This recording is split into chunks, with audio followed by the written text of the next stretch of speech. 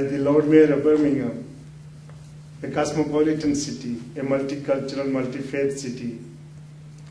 I'm really very proud to be the Lord Mayor of this great city and proud to represent Burmese. I thank you very much from the bottom of my heart.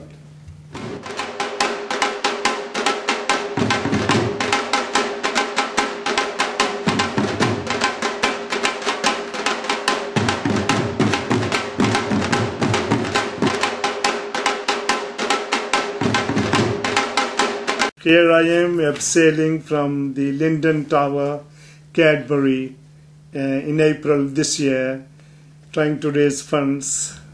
All this to raise funds for my charities, and I enjoyed every moment of it. I was born in a small village called Chauhdry in Dadial, Azad Kashmir, Pakistan, in the district of Mirpur in Azad Kashmir. And I went to a local primary school, and I left school at the age of 13. My parents were having a difficult time, and I thought that it's about my responsibility to go out and earn some money. And I had two uncles living in the Lake District who had been here since 1928-29, and I asked them to bring me over to the UK. I didn't arrange anything. It was my uncle who I had been pestering. I used to write letters to him and send the letters without any stamp because I couldn't afford stamps. He got my passport. He arranged everything really, and he put me on the plane and everything. I had no money whatsoever, and then even sent me to local college of further education here in Cumbria, in Workington, where we lived. He enrolled me in classes, English classes, to be able to read and write. One of my uncles, younger uncles, who came to the UK, he was a market trader, and I worked with him for about 6 months, and then I started my working life as a market trader, self-employed market trader. Some people ask me sometimes what I sold is, I sold imitation jewelry and ladies' clothes.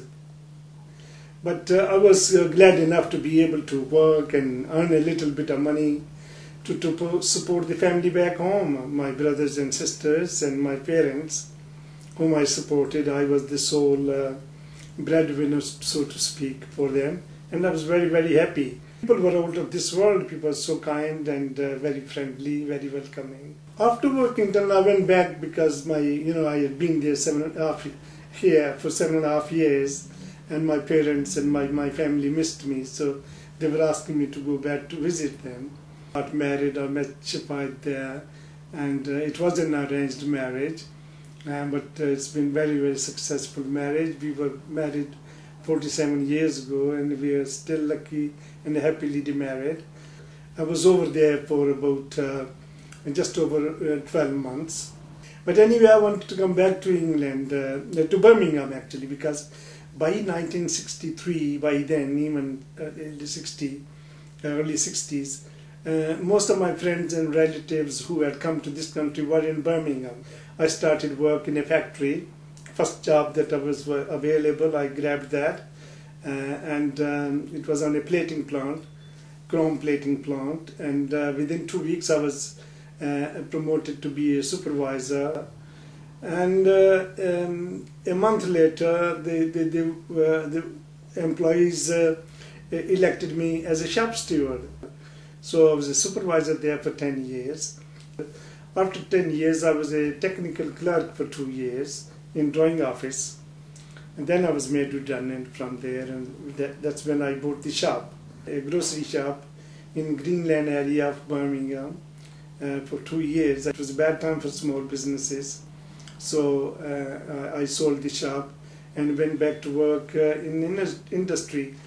Altogether, I think I worked in industry for about 17 years. I did a lot of courses with the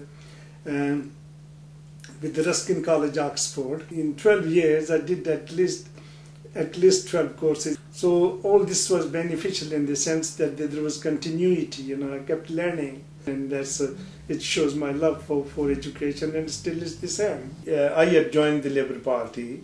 Bill Gray was already a magistrate, and we had fought the council for 3.5 years because they wanted to demolish the road that we lived in. The council wanted to, the local authority wanted to demolish those houses because it wasn't worthwhile renovating those. People didn't want to leave, so both of us, he was the chairman of Residents Association and I was his vice chairman, and we fought with the council for 3.5 years, and we were successful. We saved the road, and that gave me a little bit of experience as well, and that resulted in me being nominated in 1981 as a magistrate, and I was appointed a magistrate in 1982. The same year, a friend of mine twisted my arm to go back to full-time study. I took voluntary redundancy from Rover Tisley, where I worked. 1982, when I made up my mind to study full-time, I asked my family, my children were very young at that time, and I asked my wife, Shafait, that I want to go back to full-time study. They said, "There's no problem." I said, "Yes, but you need to understand that it will be a full-time study. What it actually means is that you might not be able to get new shoes and new clothes for 5 years. So now is your chance to tell me, if you're prepared to go without new shoes and new clothes." And they said to me, my wife was very good, very supportive, and the children, they said, we don't worry about us. We wouldn't demand anything that we can't afford. This is my photo at Faircraft College when I studied there, from 82 to 83. I did my foundation course, liberal studies course, which enabled me to get a place to get into university. I started studying full-time in 82. I was already a magistrate. I was already a member of East Birmingham Health Authority. I was a member of Labour Party. I was messing about in politics, trying to get elected every year, which I did. Plus, I was chairman of a local law centre. So I wasn't just a full-time student. Sometimes people say that when you are 40 or beyond, your mind goes a bit rusty, but mine didn't go rusty at all. My degree means so much to me, more than anything else in my life, apart from being the Lord Mayor. And I graduated in 87. After my graduation, my first job in local government was in Dudley, local authority. And in Dudley, there was a Dudley Faiths Forum, the interfaith work going on. And I was part of that. And also Dudley One World. The same people were, more or less, same people were involved in Dudley One World as well, from Jewish background, from Buddhist background, as well as Muslims, Hindus, Sikhs and Christians. And I was chairman of race relations. I attended so many meetings, interfaith meetings at international level. Went to Switzerland, went to Germany, went to Portugal, went to France, on these meetings. So I got a lot of experience of working for peace and harmony in our communities, wherever we happen to live in the global village. So, you can see on my shelves Elaine. Elaine, it was international network really for good community relations. And I've been part of West Midlands Faith Forum. I've been on their executive committee as well. So this is part of my life. I've been very lucky in that sense. I've been able to work with people and try to live and let live, and try to be helpful and try to understand each other's belief systems, and ensure respect for each other's belief systems, and mainly for peace and harmony in our community where we are living in Birmingham. So in Birmingham, we are very fortunate to have so many good people who are working very, very hard for good community relations, good race relations, good faith relations.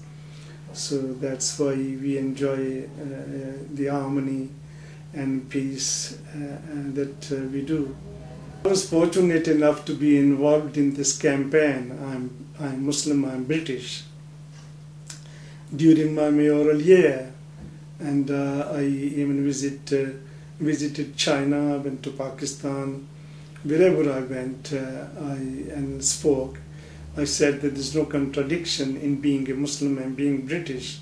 If that was the case, how a poor boy coming from Pakistan with not a single penny in his pocket and not being able to speak a word of English becomes the Lord Mayor of this great city.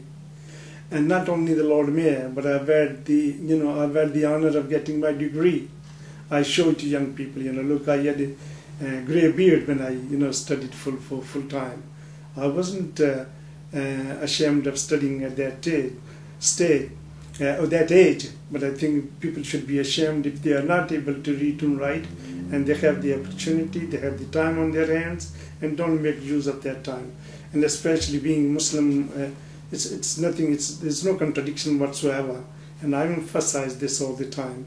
If that was the case, then I wouldn't have been a Lord Mayor. I would not have my degree. I wouldn't have been a magistrate for the last 27 years now, nearly 28 years since I've been appointed a magistrate.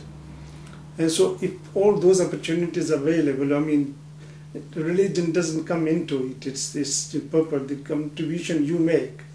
That's important. And there's discrimination everywhere. I'm not saying everything is hunky-dory. There are problems, but there are problems everywhere. And this is the best country, the best city, and the best country for equal opportunities and equal chances for people to succeed. If they want to succeed, if they want to serve the humanity, if they want to become leader, however they want to look at it, but if they want to serve fellow human beings and change their own lives as well. We are human beings first, the God's creation, and that's it's a matter of serving the humanity. There's a saying that if you save one life, you save the whole of humanity. If you kill one person, you have killed the whole of the humanity. You can see I was given this Ambassador Peace Certificate earlier this year, and I've now been invited to Dublin. I'm going to Dublin on 21st of this month to receive an award of excellence, an award of achievement. Another good fortune that I had, I was chairman of race relations in Birmingham when Nelson Mandela came, and I met him at the Hyatt Hotel in Birmingham. So he's a great person, and it was a great opportunity and great honor to meet him.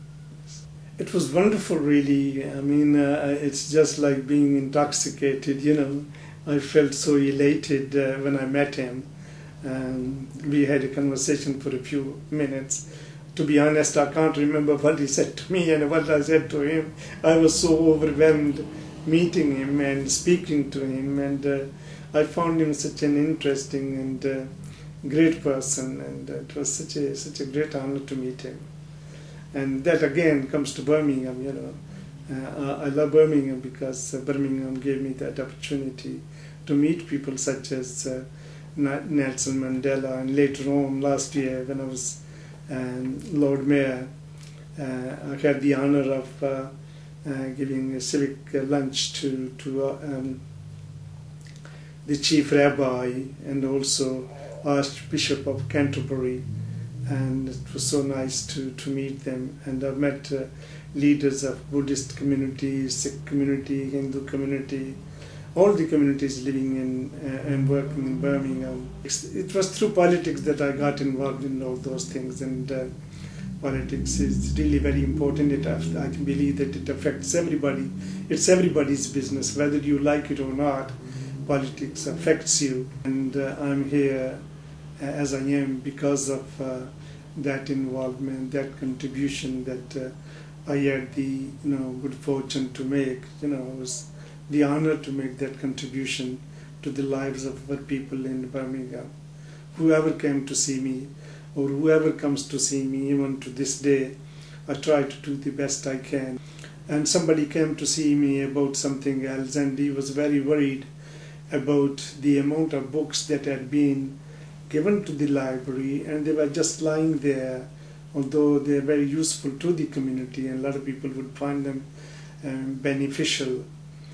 And he said that we can't get any volunteers to help the library catalog them, Urdu speaker. And although I'm very, very busy, I volunteered to help myself. My own belief is that we should seek knowledge from cradle to grave.